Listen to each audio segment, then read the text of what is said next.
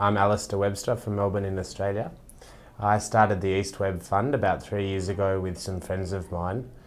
We work to support Indigenous, asylum-seeker and refugee communities in Victoria, a state of Australia.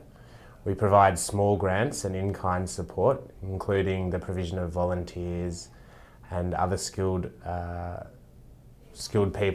human resources to very small organisations or projects in their startup phase that are trying to combat disadvantage and create social change rather than working within the welfare or charity paradigm that is generally associated with the philanthropic sector. The model that EastWeb has taken for the organisation is to involve young people. All of our board is under 30 and is expected to resign before they turn 30. We strive to keep the board at least 50% representatives from the communities that we work with. So we've got young Indigenous people and young refugees or asylum seekers from countries as far afield as Sudan and Afghanistan working with us on the board. So the whole concept is about building partnerships between community groups, community organisations and individuals from these communities and resourcing those organisations, those individuals to ensure that they are able to contribute to their own communities in ways that really bring about change. We have over 3 years raised about 500,000 Australian dollars and we'd like to build that up to $1 million, at which stage we believe will be sustainable. So we're trying at this stage to build the corpus.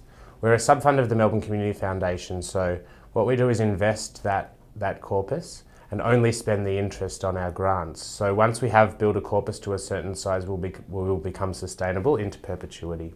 We're also working very closely with the philanthropic sector to really alter the paradigm in which the philanthropic sector has traditionally worked.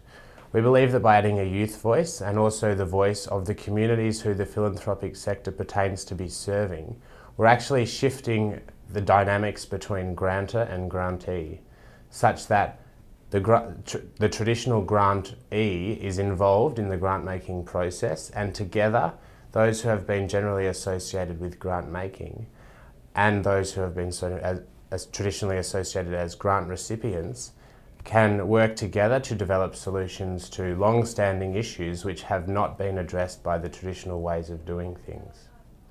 I started the organisation, as I said, with some friends. We were all at the time studying, and we were studying issues associated with Indigenous communities in Australia and also politics and policy making around migration policy and refugee policy in the country.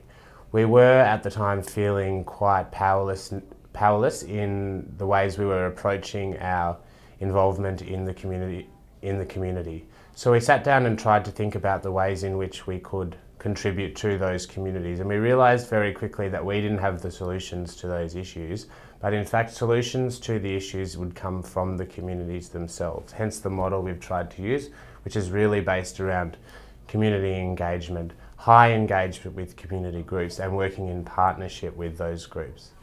That was the rationale. So we set up the model such that we would be provider of support to groups and organisations who were making change in their own communities.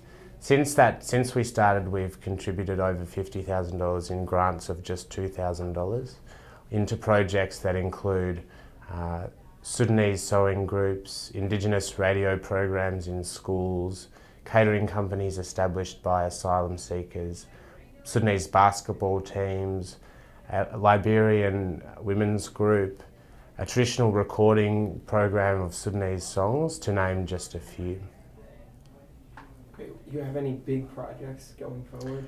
Well, primarily the biggest project is raising the corpus, but we're also working quite closely on the development of a new model for engagement between philanthropy and Indigenous organisations. This has been developed by Indigenous organisations over 3 years, and EastWeb is now working closely with those groups to really shift the engagement between Indigenous organisations and the philanthropic sector, working much more around partnerships as opposed to, as I said, those traditional grant-making procedures and ways of doing things. And we're really looking at this stage to get some support specifically for that project and work both with the philanthropic sector and individual trusts and foundations to build their capacity to engage with Indigenous organisations, and similarly to engage with Indigenous organisations to build their capacity to engage with the philanthropic sector. That's one of the things that I think will bring about real change in the paradigms in which we're working. One of the things that I think the Australian philanthropic sector needs, particularly the community foundation model, and even more so young people engaged in that model, is support around new ideas and bringing new ideas to fruition around that sector. In Australia, the community foundation sector is very small. There are no young people outside of the EastWeb board engaged in that. So peer support is really important to us, and we're looking overseas to find organisations and individuals who can support us in the development of our high engagement youth model for doing philanthropy. Similarly, EastWeb needs financial resources to continue its development, not just to continue supporting the organisations and individuals that we do support, but to support the model, to support young people engaged in philanthropy, to support that voice within a sector that has traditionally been associated with another generation and generally associated with very wealthy individuals. We're trying to broaden that notion. So support for EastWeb means support for a new way of doing philanthropy.